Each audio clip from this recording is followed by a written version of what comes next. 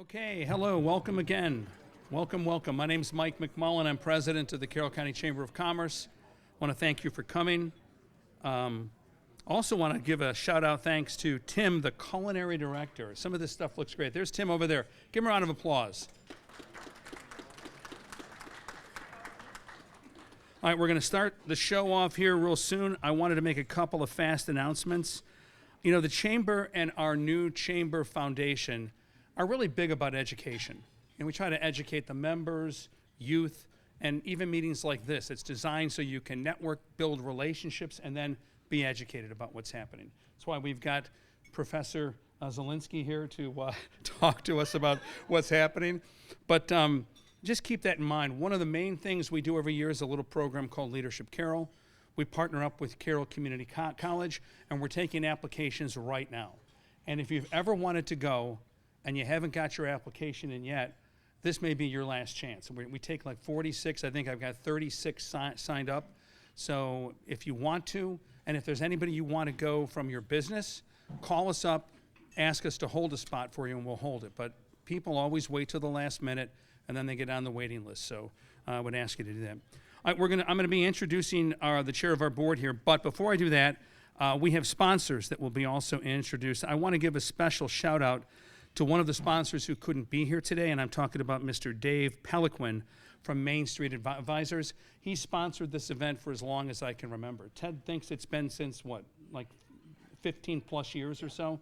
It's been a long time. So I want to read a little blurb off his website just so that he knows I'm giving him a little extra love, even though he couldn't be here. Main Street Advisors, LLC is a completely independent, fee-only registered investment advisor firm founded in 1999 by owner and president David Peliquin, based in Westminster, and registered with the states of Maryland and Pennsylvania. They provide financial planning and investment advisory services to individuals, families, trust estates, and corporations in the greater Maryland, southern Pennsylvania area. With over 30 years of experience in the financial industry, a strong commitment to always placing clients' interests first, and thorough process built around understanding our clients from the big picture to the finest grain, Main Street Advisors has become an indispensable fixture in the lives of those served, and they know it's the little things that make a difference. And they've really become indispensable to us in this meeting. The only thing that we're going to miss is he always has some excellent questions for you that he didn't give me in advance. So, Main Street Advisors, how about a round of applause for them? And with that being said, I want to introduce you to his first meeting all on your own as the new chair of the board for 2026. I'm talking about Mr. John Wheatman, who I've been told is going to maybe roast me during this thing, but I'm used to that. So, John.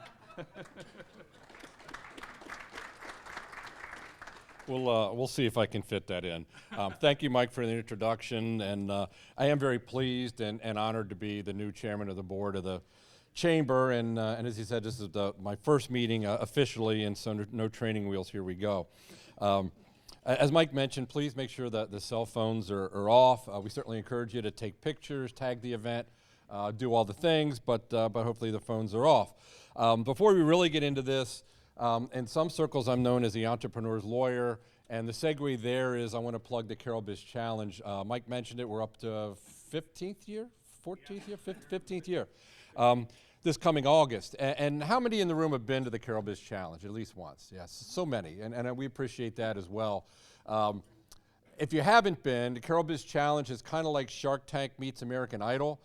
If you're really into nervous energy, it's an excellent event to come see. And it'll take place this August, but more importantly, near term is a week from today, next Thursday evening at Carroll Community College is our kickoff meeting. And the information's on the Chamber website. But if you know any startup entrepreneurs, even if they've been in business for a year or two, encourage them to check it out. They might be eligible. It might be something to really benefit them. And next Thursday evening at 6 o'clock, we have our kickoff meeting where they can come out and learn about everything they need to do to apply and what the prizes are and all that kind of stuff. So if you spread the word on that, that would be excellent. So. Again, thank you for coming today. The lunch was wonderful. I want to thank Axe for the room and the wonderful food. Thank you very much for hosting us here today. And you're going to hear very shortly from Mr. Ted Zaleski, who's the Director of Management and Budget for Carroll County. He's graciously been providing insights into Carroll budget for Chamber members for almost 25 years, and we look very forward, we think, to what he has to share. We hope it's all good news. We'll see, but I don't want to put any limits on him. He's got to give us the news as it stands. Also, thanks to the Community Media Center who's filming today, and they'll be rebroadcasting it on Comcast Channel 19 and HD 1086, as well as on YouTube and website. How about a round of applause for the crew? So we are going to hear from some sponsors today, and again, like any chamber event, it doesn't happen without the sponsors, so we're deeply indebted to them. So we're going to start with Sherry Crasium-Bolin, principal at Brown Plus, a Carroll County Chamber member for over 70 years. 70 years, and little known fact, when Mike started as president of the chamber, this was the first member he brought in 70 years ago. So, Well, he should cut you down. the company, not Sherry. My predecessors. With Brown Plus Accountants and Advisors, we have 5 offices, 3 of which are located in Pennsylvania, in Camp Hill, Lancaster, and Hanover, Pennsylvania, and then 2 in Maryland, 1 in Frederick, and then, of course, our office in Westminster, which is where we got started 70 years ago or so. So just wanted to mention, I normally, since it is always tax season, and I am a tax principal at Brown Plus, also with me, Wanda Lynn, who is our audit and accounting director from Brown Plus, also works out of the Westminster office, and Jack McCracken, who is senior manager for the accounting and auditing side, and Eric Wendler is our business development director. So that's our team that is here with us today. We do like to give a little tidbit about taxes, so it's a tax principle. R&D credits, so I put a little flyer on everybody's table here. This is something that, if you remember back in the 2017 tax law bill that passed, there was a little bit of, the credits were always kind of there, but we used to also be able to deduct those expenses right away, and a few years ago that became no longer the case, and we had to capitalize and amortize those expenses. So some people kind of leered away from the R&D credits for a little while. But this summer, in the budget reconciliation bill that passed this summer, we are now allowed to expense those items again when they occur. So the R&D credit is now kind of something that's a little bit more front and center for us. We hired a full-time R&D director at Brown Plus, so we now have somebody who's been doing this for many, many years, and that's all he does. So I would encourage anybody who's interested in looking at the possibility, if you take it now and want somebody to look at it again, or if it's something that you think you could be eligible for. Any innovation, we often think about it as a manufacturing or a technology type credit, but I implore you to look at some of the different industries that you may not think that it would apply to, such as healthcare, architecture, craft beverage industry. So I just wanted to be a little plug out there for that, since that's something that we are focused on in this season. So thank you. I am the treasurer of the foundation and a founding member. So Thanks again, Sherry and Brown Plus. It's my pleasure to introduce our next sponsor, and that's Susan Reed, who's Director of Business Development of the Community Media Center of Carroll County. Round of applause for Susan.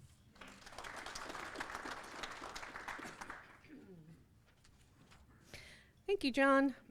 I am Susan Reed, Director of Business Development at the Community Media Center of Carroll County, as John said.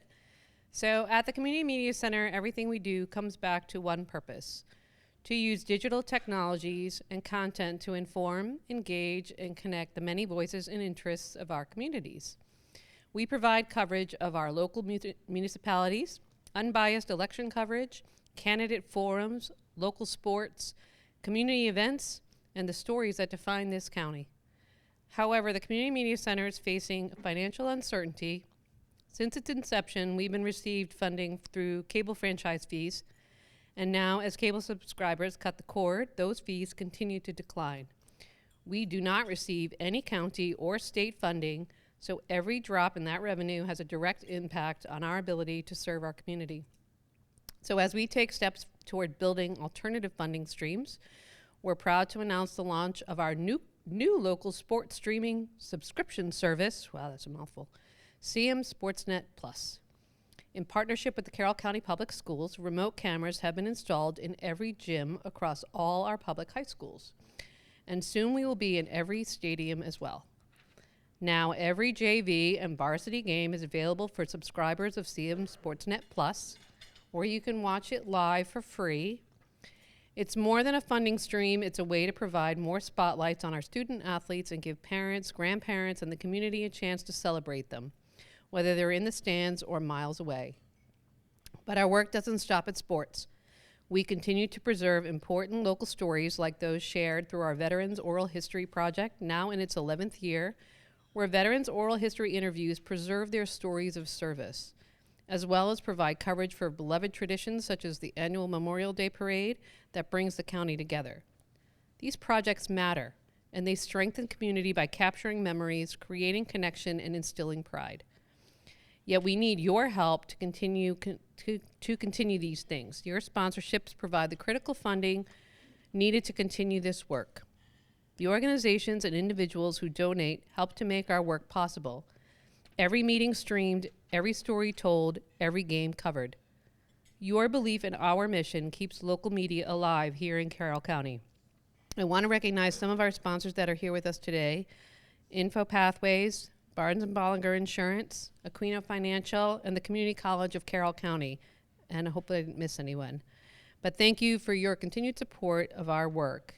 On your table is a flyer outlining opportunities to support CM Sportsnet, veteran programming, and other community event coverage. There is value in what the Community Media Center brings to this county, and you can help ensure that it continues. I welcome a conversation to see how we can partner together, or you can visit us at carrollmediacenter.org to learn more. So thank you for your time, your partnership, and your commitment to keeping Carroll County informed, and as Richard always says, #WatchLocal. Thank you.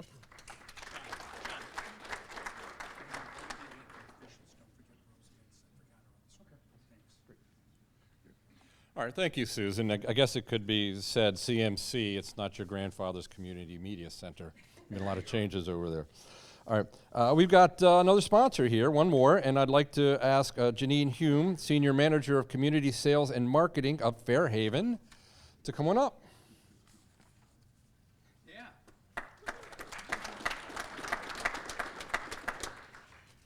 I'll only be taking about 20 minutes of your time today, so welcome everyone to ACTS Fairhaven.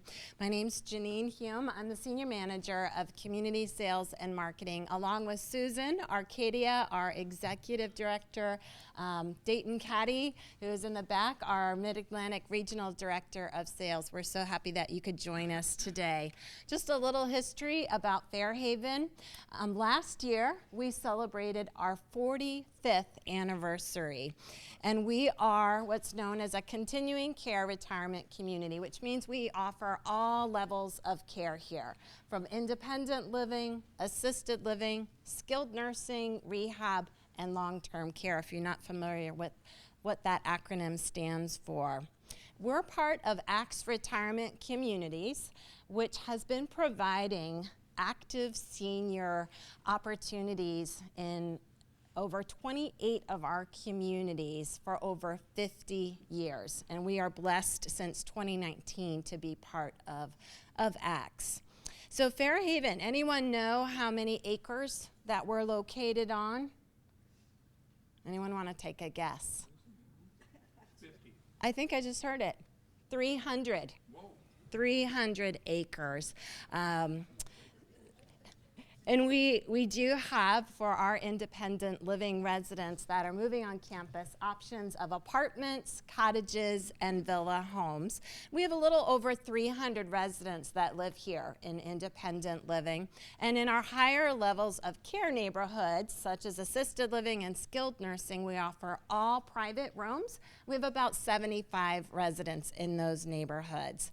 So ACTS is known for what's called a Type A, or a life care contract, which offers our residents peace of mind. They'll know exactly what their future health care expenses will look like should they need to move in the future from their independent living home on campus here to our assisted living or even long-term care. And because our residents are prepaying for future health care, it also has a tax advantage that our residents can benefit from. And some of the accountants in the room probably know exactly what I'm referencing, but we're here to help answer questions afterwards if you have some additional questions.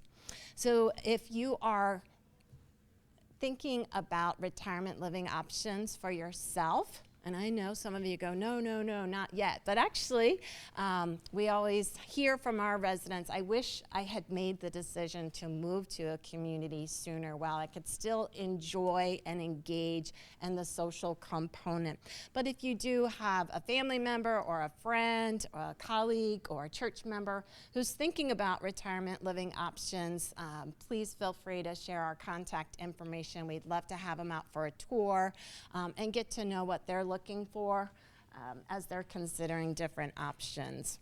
Also, part of my job is outreach. So if you belong to a church or a club or a group that might like to learn a little bit more about Fairhaven or Life Care, or even what payment options are available as you're researching retirement living communities, we are happy to come to you. Also, maybe you're just interested in having a guest speaker on a specific topic like diabetic education.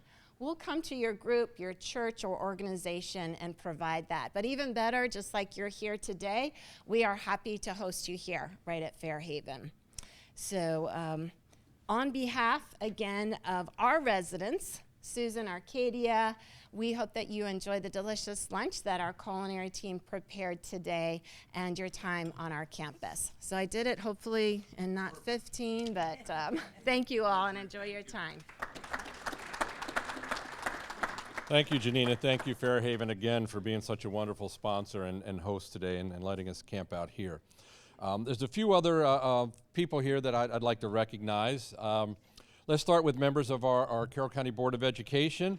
Board President Steve Whistler, Vice President Patricia Dorsey, Tara Battaglia, Kristen Zimmer, Greg Malvo, and Cindy McCabe.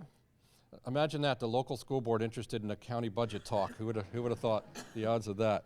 I also want to recognize that Ms. Rose Mintz is here from Carroll County Community College, the president over there. Thank you for coming. And I don't know if I saw any coming in, but did I miss any elected officials here today? Somebody can raise their hand and make something up. We might not even know. All right. All right, thank you for that.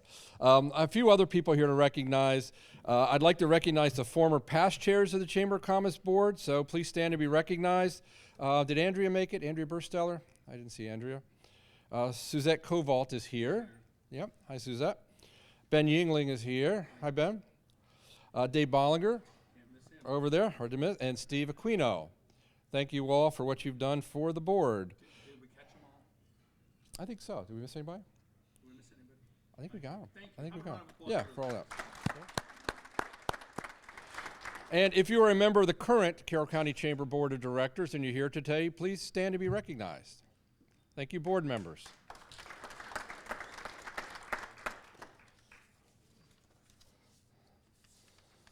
All right, went through that. So let's get into our program here. We've done all the accolades and recognitions here. So the reason we're here is to hear the words and thoughts of Mr. Ted Zaleski. One thing I know about Ted and working in county government with him for a time is I've never heard a word come out of the man's mouth that wasn't well considered, thoughtful, probably mulled over for a minute, and then it comes out. Okay. I've got a list of things here I could read. Excuse me, if we read them all, we would be asking Fairhaven to serve us dinner. But I'm going to highlight a few. Ted has been with the county for 30 years. He's been the Director of Management and Budget for over 20 years. He's the President of the Maryland Association of Counties Budget and Finance Affiliate since it began a decade or so ago. We also want to especially call out and thank him for his very active participation in Leadership Carroll over the years, and certainly in this annual event that, again, has been ongoing for quite some time. I should also mention that Ted has developed a podcast and website called Two Sides of the Story, focusing on books and reading, writing and writers, and libraries and bookstores. Ted lives in Carroll County, just outside Westminster, and today he's going to do us the favor of talking with us about the issues involved in the county's fiscal budget for budget year 2016 and beyond, and then he'll take some questions. Ted, all yours.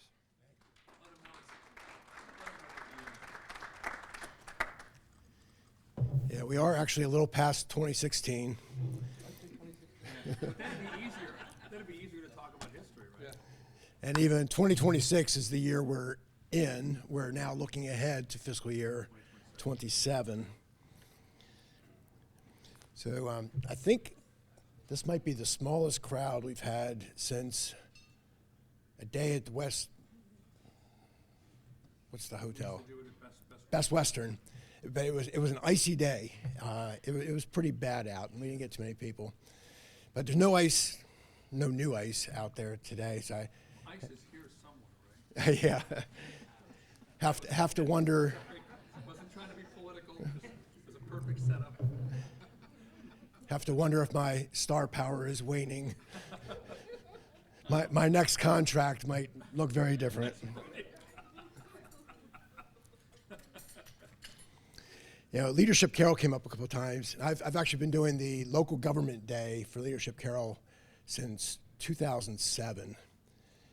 And one part of that I think people find interesting is I've gotten boards of commissioners to come in and devote about an hour just with the Leadership Carroll class. I'm not aware of any other forum where you can sit down with all 5 commissioners at the same time and just talk back and forth.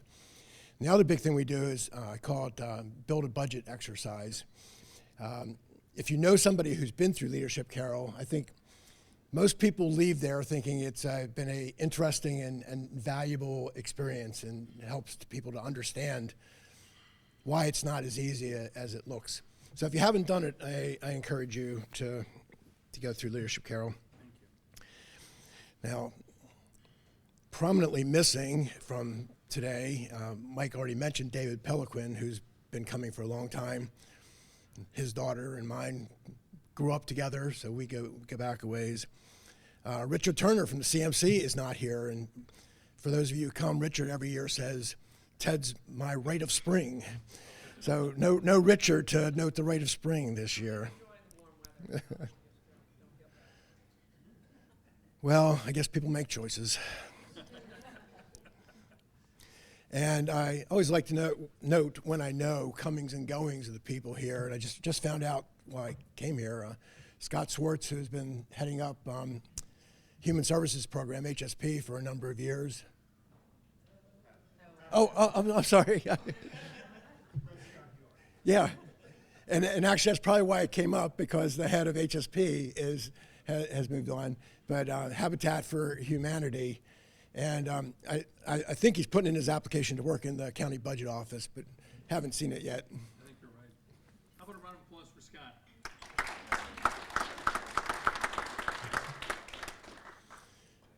And this isn't either a coming or going, but still noteworthy. At the Board of Education meeting last night, the board approved Superintendent Cindy McCabe for another 4-year term.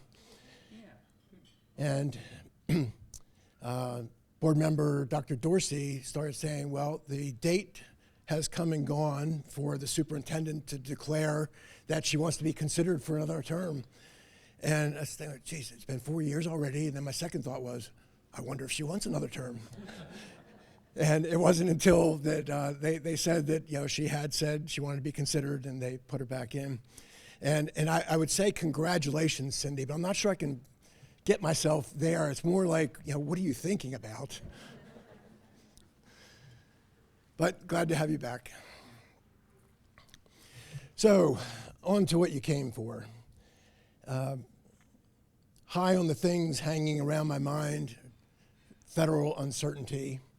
This is not new anymore. Yeah, we've been dealing with a couple years of this, but things really haven't changed very much as far as uncertainty goes. It remains huge uncertainty. There are some actions that have been taken, but there are very few things that we can say, all right, there's a decision, there's an action, there's implementation, it's done, now we move on. So much just seems to have question marks hanging over it.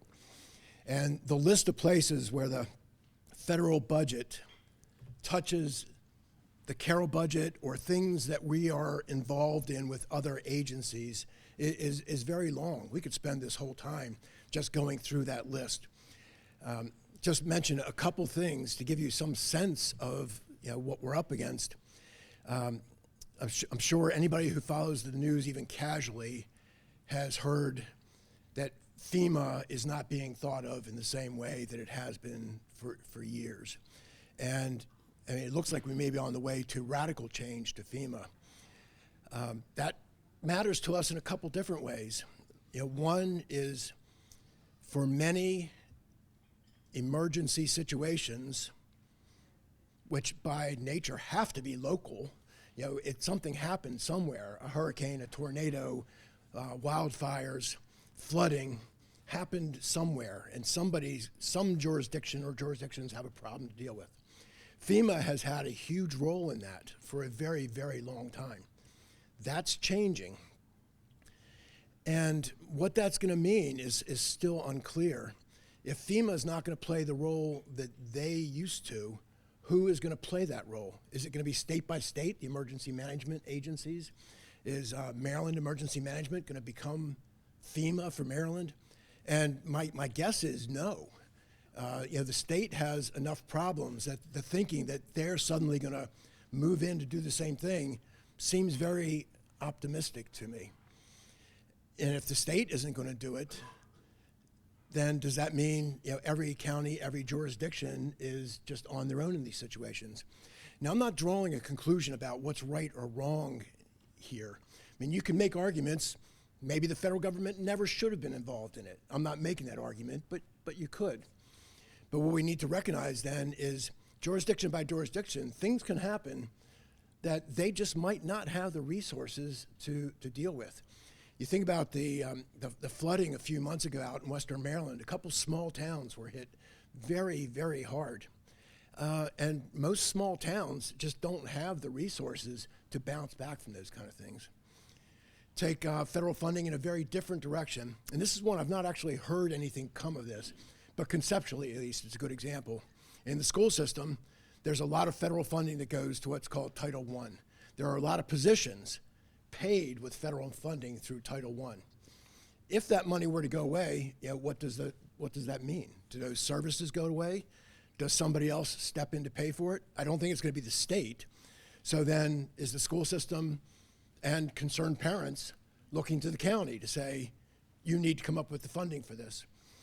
And of course, people are very good at finding ways to come up with funding for things, but not so good at finding ways to come up with revenue to provide the funding for those things. So that's a problem for us. One good thing, I would say, has emerged from the federal uncertainty. We actually have interviewed a lot of very good people who had federal jobs. And I've actually made a couple hires, people that I think very highly of. And I look at some of the people that we hired and ones we considered but didn't hire, and I can't help but think, any idea that the federal government was getting rid of people who were just deadwood was wrong. I mean, some of these were strong candidates that I'm happy to have. And they were coming to us in different ways. Some had lost their jobs. Some were concerned that they were going to lose their jobs. Some just said, I don't want to have to wait and figure out what's going to happen anymore. So that ended up giving us some good people. Now on to the state. The state's budget, if you just look at it at a high level, is pretty much a standstill budget, except for what they call special funds. And there, if you think transportation and education, those are the only places where you see notable increases. But just looking at last year's numbers against this year's numbers doesn't tell the whole story. And I have a list of things I'm going to go through. I'm not going to spend time on them, but just to give you an idea of what I'm saying when I say that there's a lot of things the governor has proposed in his budget, and that's where we are right now. The governor's budget has been proposed, that are questionable. Is this really how you go about balancing a budget? It's heavily dependent on one-time actions, moving money between funds, and optimistic assumptions. And the structural budget problem continues. In FY28, projections are they're $2.3 billion short of what would be needed to continue to do the things they're doing. And that grows to $4.1 billion by FY31. And it's important to note that most of that gap, not all of it, but most of that gap is about funding for schools. And goes back to Blueprint, which we'll talk about more. The where are we going and how are we going to get there still has not been figured out. And that's a huge worry for us at the county, because I don't think we can count on the state saying, don't worry, we've got this, we're going to figure it out. I'm much more worried that they're going to say, we don't have this figured out. Counties, we need you to do more. So some of the things that the governor did to make this work. In some budget years, there's a thing called the BRFA, the Budget Reconciliation and Financing Act. This is where the governor needs new legislation to be passed for his balancing to work out. There's about $600 million worth of that legislation in the BRFA this year. That's not all going to happen. The General Assembly is not going to approve all of those things. Of course, we don't know which ones they will and which ones they won't, but anywhere they don't go along with it, there's now a hole. You don't have a balanced budget anymore. Something else will have to happen.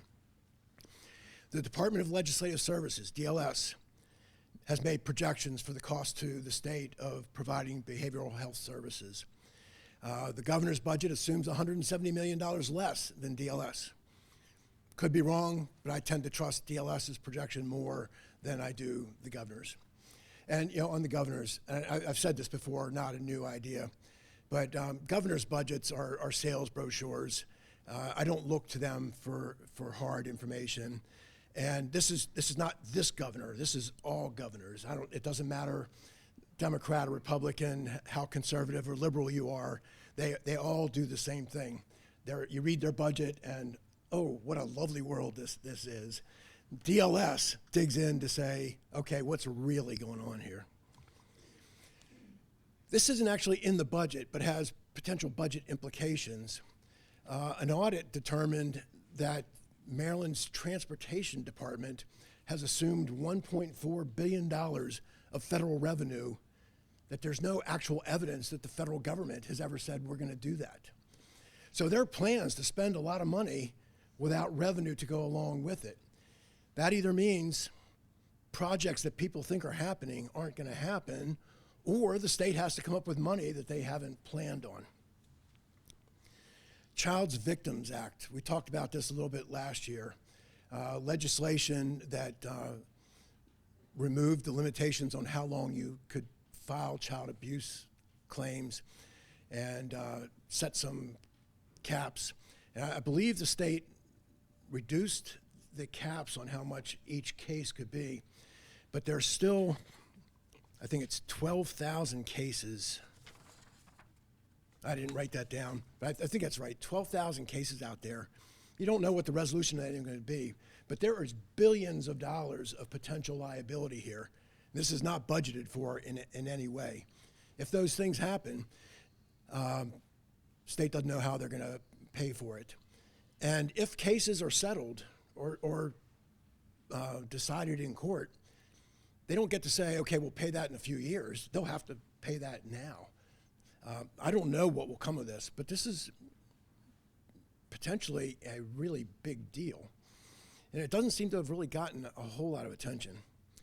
So if you dig into the budget, there's a whole lot more, but that gives you some idea of when I say there are things that were used to balance the budget that maybe weren't all they appeared to be. So we talk every year about aid to local government, and I always remind you that aid to local government isn't really what it sounds like.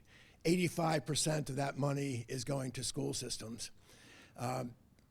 They are not local government in the sense that county commissioners or executives, councils, mayors and councils are making choices on what to do with that money. Less than 9% of it actually comes to local elected officials of government. Now, that aid to local government this year, or for 27, is proposed to go up 3.3%, which doesn't sound bad, except 95% of that increase is going to school systems. So that means the other things, community colleges, libraries, health departments, counties and towns are not seeing very much of a change. But if you listen to people in Annapolis, the talking point usually we'll hear is, our budget is not growing, but aid to local government is still up 3.3%. What are you all complaining about? And if you don't know anything more, that sounds like a reasonable position to take. But almost all that money is about schools, and almost all of that is because of blueprint legislation that says certain things have to happen. So schools statewide are going up about 3.4%. Health departments are flat, and in Carroll it's even worse. We'll get to that in a second. Counties and municipalities statewide are a minus 0.3%. So funding will actually be lower in 27 if the governor's budget goes through than it was in 26.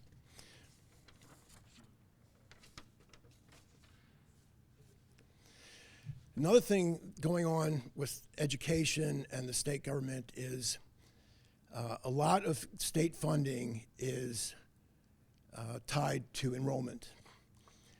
Blueprint has changed that picture some, but enrollment is still very important. You know, and Carroll went through a decade of declining enrollments, which had a big impact on state funding and then a big impact on what the school system was able to do. We are no longer unusual. This is starting to be typical across the state now. There are some jurisdictions that are still growing, but there's a lot of jurisdictions that aren't, which means state funding to school systems is going to be looking different in the future.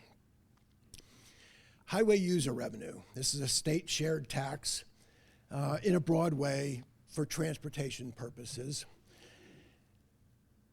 In this budget, there's a 0.1% increase for local jurisdictions, meaning counties and towns.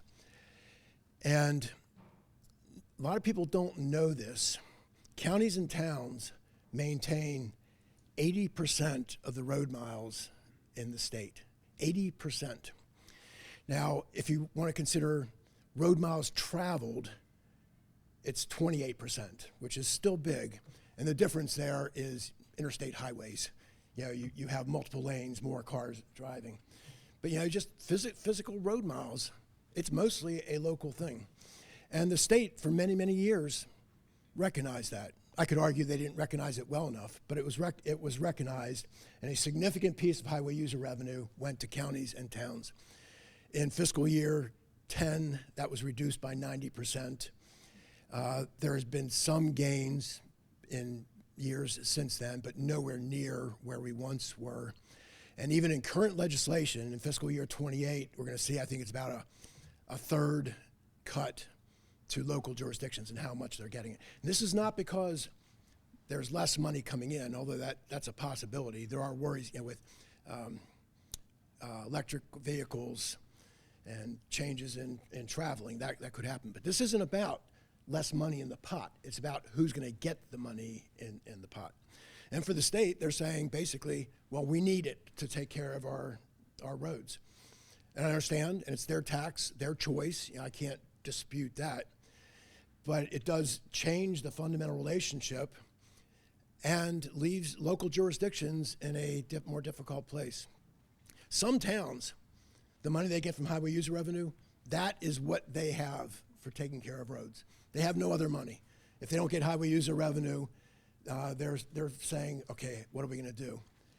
Now in Carroll, we made a choice that was different than some counties, in that when we lost highway user revenue, when I say we lost, 15 years ago, we were getting about $12 million a year. That dropped to $1 million. We're now getting between 3 and 4, I think, although again, that's scheduled to drop off.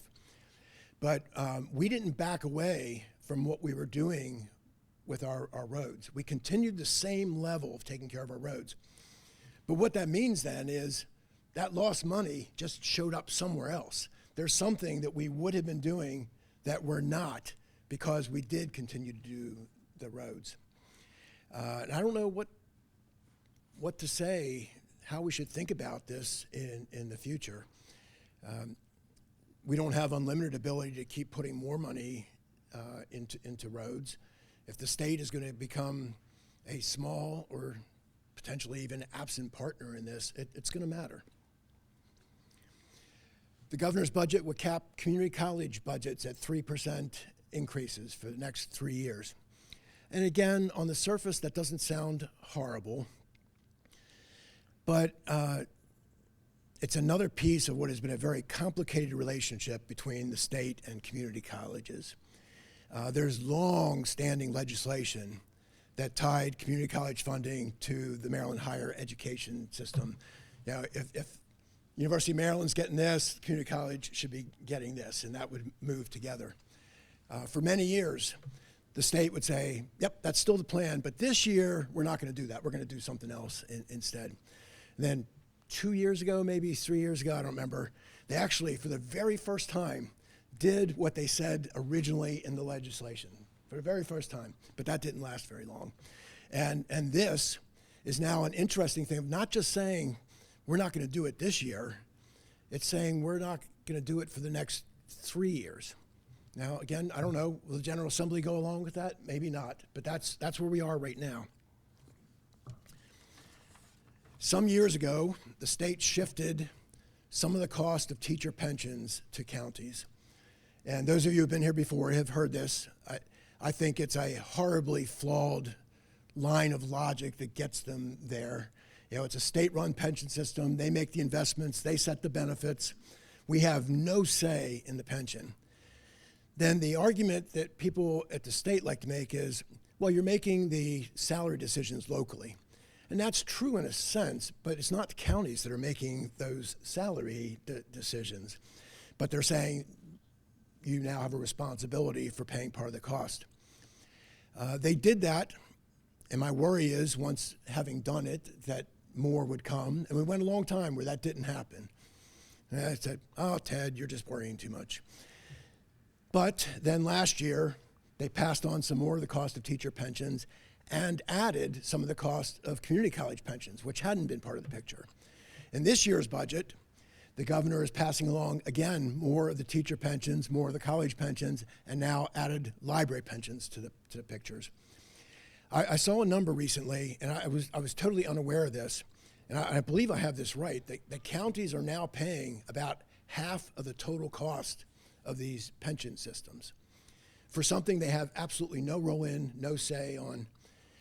Nobody's any better off because the counties are putting this money in. It's not that anybody's pension got better. The only change is the state used to pay for it, now we have to pay it. Their budgets got easier, our budgets got harder. And for Carroll, I don't know exactly what the number is, but I think we're in somewhere in excess of $10 million a year paying for these. And again, yeah, we have an operating budget of $550 or so million, $10 million, a lot of money, but you could say, well, that's not that big a deal in that budget, right? I think the important point to remember here is that's $10 million that we made no local choice about. That $10 million could have been doing something else. Probably everybody in this room has something that they think the county should be providing more funding for. Schools occasionally comes up. That was a joke. But that's $10 million that could have been going to schools or libraries or maintaining roads. And the commissioners did not make a choice. State Department of Assessments and Taxation. This is a little bit of an old story. We've been paying half of the cost of the State Department of Assessments and Taxation, which, as it sounds, is a state agency with state employees doing state work, and we've been paying half of the cost of it. We're now paying 90% of the cost of it. I forget exactly what it is, but I think we're approaching $2 million a year. Again, money that we made no choice. The money's getting spent, but people at the state made the choice for us. It could have been going somewhere else. The governor's budget would expand the permissible uses of 911 fees. This is money that's been going to counties to maintain our emergency communication systems, our 911 centers. You pick up 911, somebody else is on the other end trying to get a police car or an ambulance to you. They're diverting money away from those purposes to handle their own Maryland emergency management needs.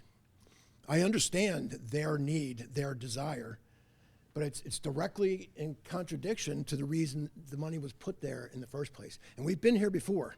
There's another state share tax called Program Open Space, a major piece of how we fund our parks. Some years ago, again, state trying to balance their budget, they said, well, that money used to go to counties and towns. We're taking that now to manage, to take care of our state parks. And it's never come back, and I don't believe it ever will come back. So, they made their lives a little bit easier, but, for those of you who want to use our county parks, it made it more difficult for us to provide the services and facilities that you expect. Something new on the horizon, I say on the horizon, there's legislation of a couple of years ago that just hasn't been fully implemented yet. This is called assisted outpatient treatment. This is for people with pretty significant mental health problems that aren't getting treatment. The governor's plan is that this will be phased in, but by 2031, counties will be paying the cost of providing these services. Again, this is something, however good an idea might be, it's a decision that was made at the state level that counties are going to have to pay for.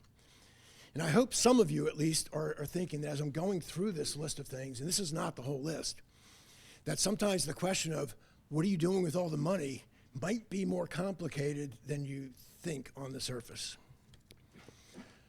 Another fun thing at the state,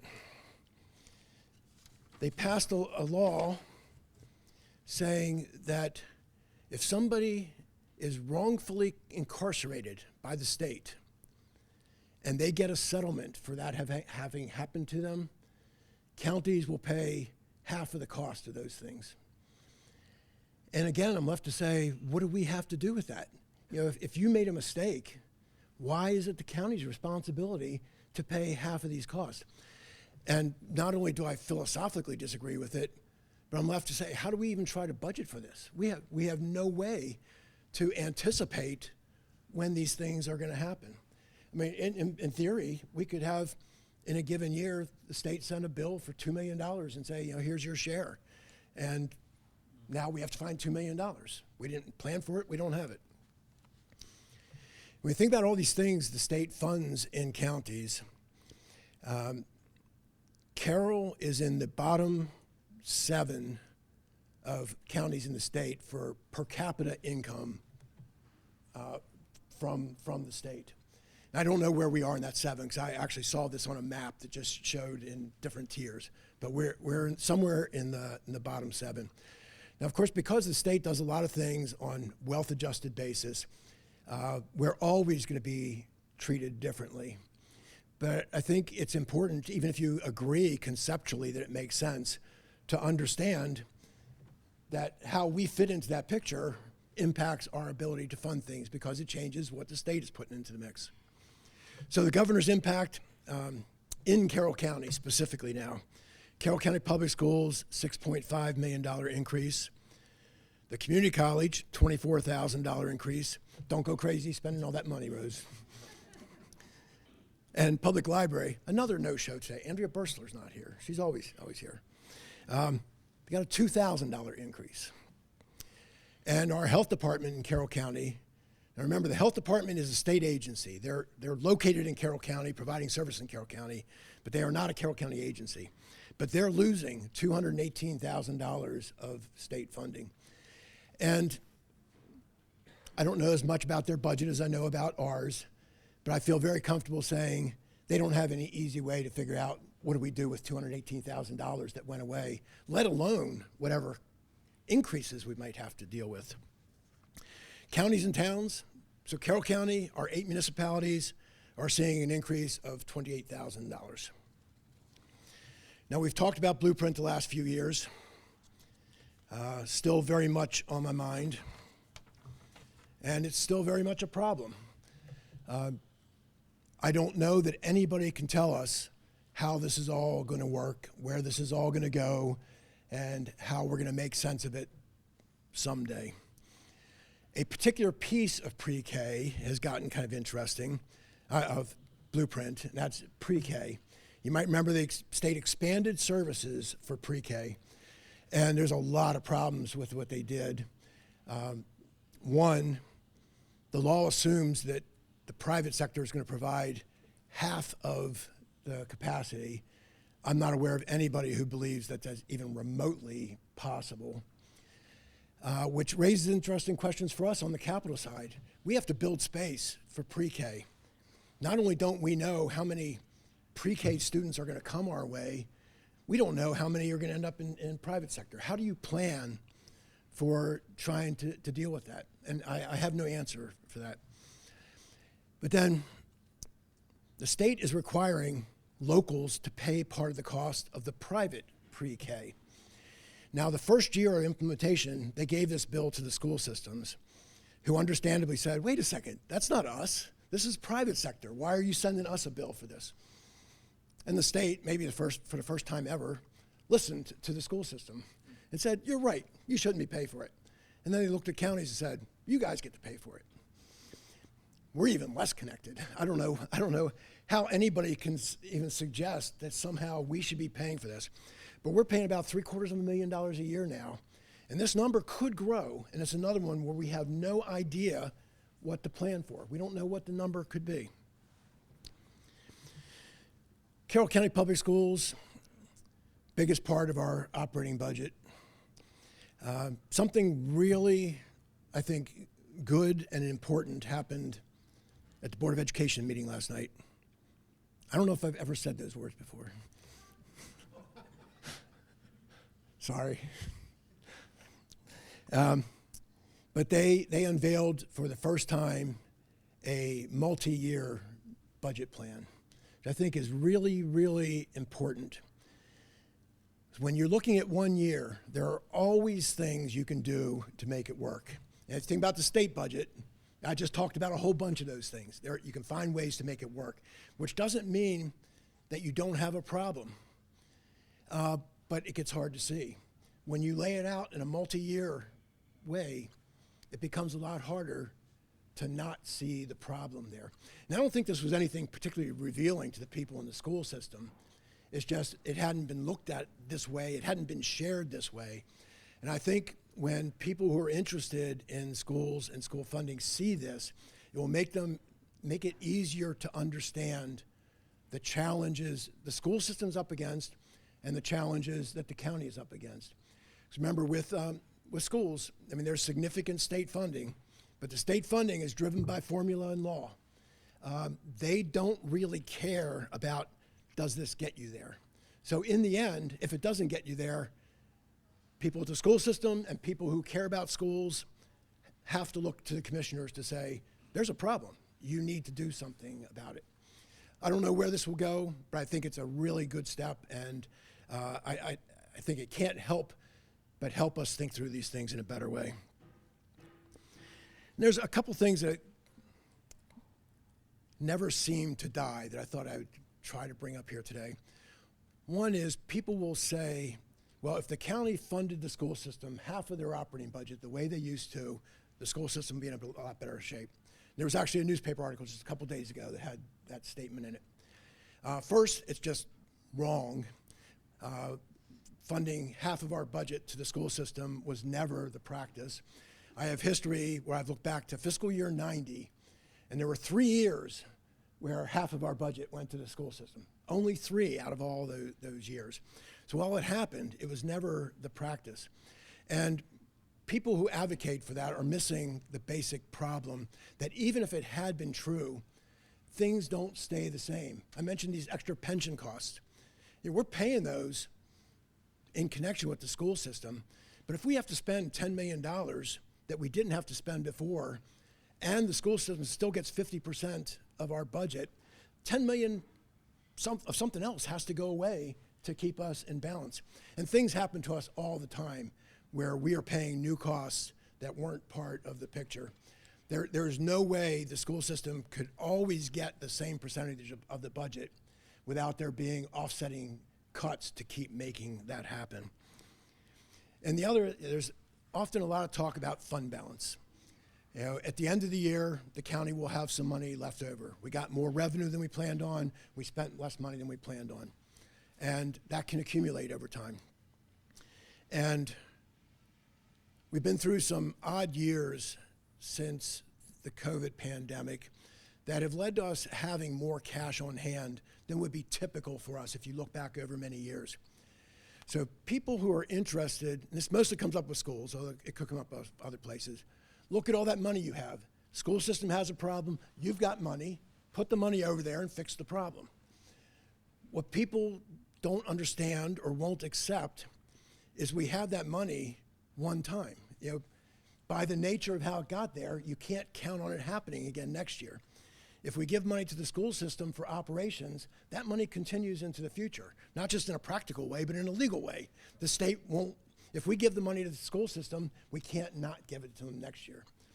So if we fund the school system with fund balance, we're okay this year, but next year we're left to say, where does that money come from? How are we going to do this again?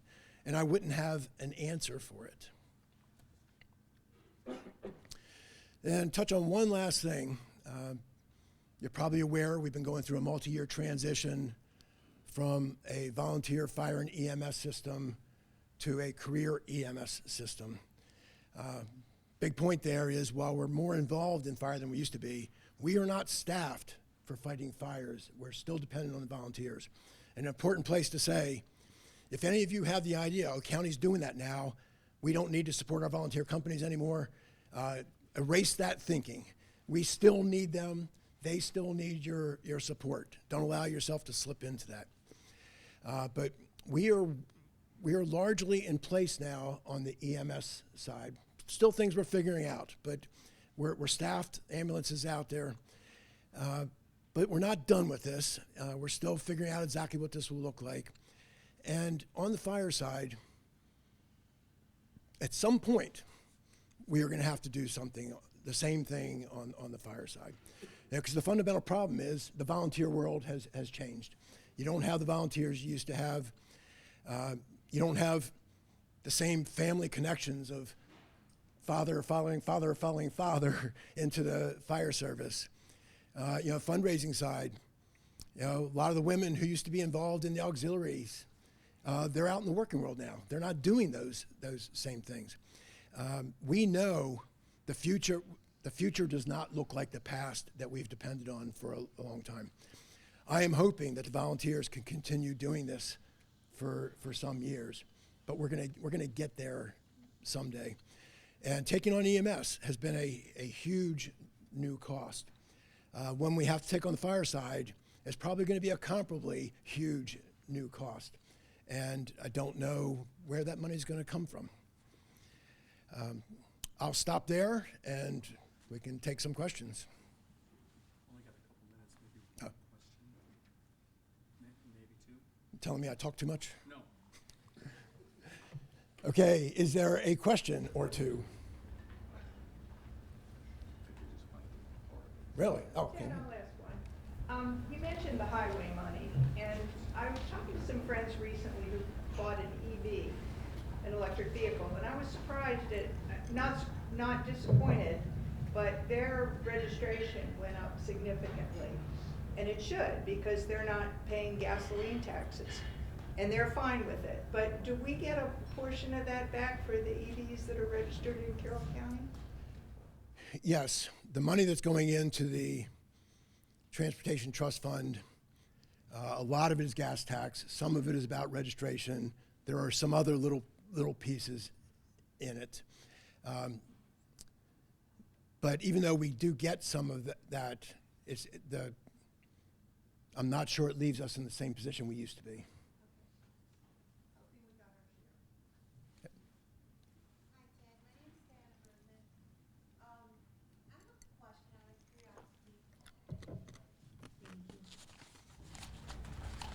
Does Carroll County receive a certain percentage of federal funds for infrastructure, especially since it's considered like a rural county?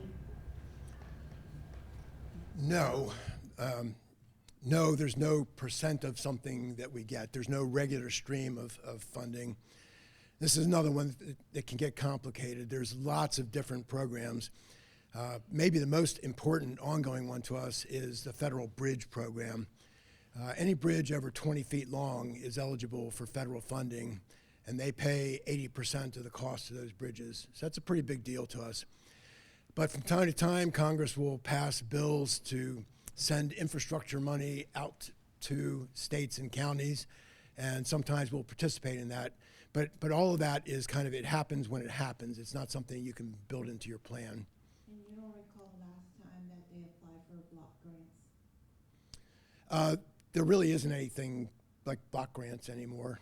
You know, the idea of, you know, the federal government used to sometimes say, you know, here's some money, go do good things. Any money we get now is very targeted, comes with lots of strings that says, here's what you can do, here's what you can't do. There are times now where you look at federal grants and it's hard not to say, is this really worth us even taking this money? Okay, so I think Mike wants me out of here. Thanks, Ted.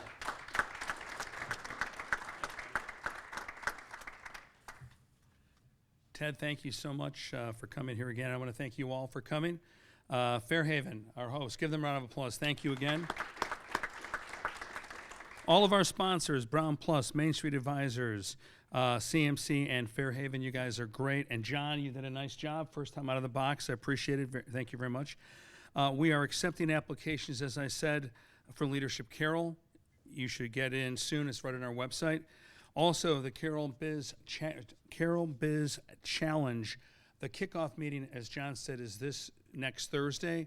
As soon as the meeting's over, the website opens up so you can make applications. Obviously, a lot of you are gainfully employed, probably not looking to start up a brand new business, but you probably know folks who are. So please spread the word. There's a little card on your tables that lists all of our upcoming events. Please take a look at that. You can scan this. We've got a lot of great stuff coming up. We've got a PM Connection at Carroll Community College on the 26th of this month. It's going to be sponsored by Target Community and Educational Services and Barnes Bollinger, as usual.